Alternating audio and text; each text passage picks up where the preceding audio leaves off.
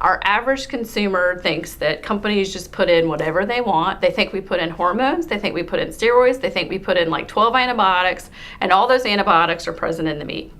And the meat that you go and buy at the store, no matter what, poultry, beef, chicken, pork, there's no antibiotics in the meat.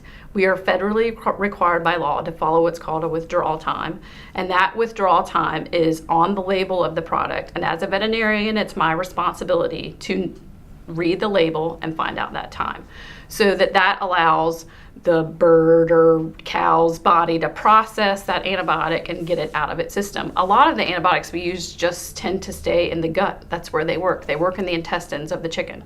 So some antibiotics that we use have a 0-day withdrawal. So we can use it sort of whenever during our grow out phase. But then there are other products that say have a 10-day withdrawal. And I have to know that before I would use anything in a flock. And that veterinary oversight that's really always been present is now part of federal regulations. I think people just really feel like companies just put anything and everything that, you know, they want to in the feed, and it goes straight into the chicken, and then it's in the meat that you buy in the grocery store. And that's just really, there's been a lot of misinformation, and consumers have bought into it. So the average consumer, I think, one, needs to know that the United States has the safest food supply of any country in the world. Two, really all meat that you go and buy in the grocery store is antibiotic free, because any antibiotics that are used are under veterinary oversight, and we have to follow these things that are called withdrawal times. The average consumer has no idea what a withdrawal time is.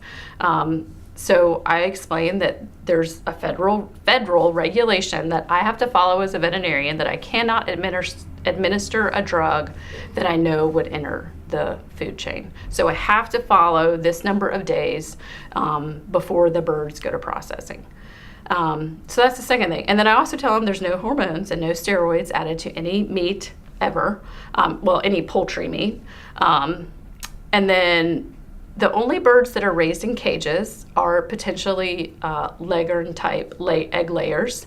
I saw a package of turkey that said caged-free turkey. We never raise turkeys in cages. We're doing a great job. Like, we have baby chicks that are, you know, hatching well, and they're going to a farm, and it's really everyday farmers. I think that a lot of misconceptions are out there that these are huge company farms and it's just employees running them, but it's not. It's small family farms. They also usually have other agricultural interests, and they really care about what they're doing, and they do a good job.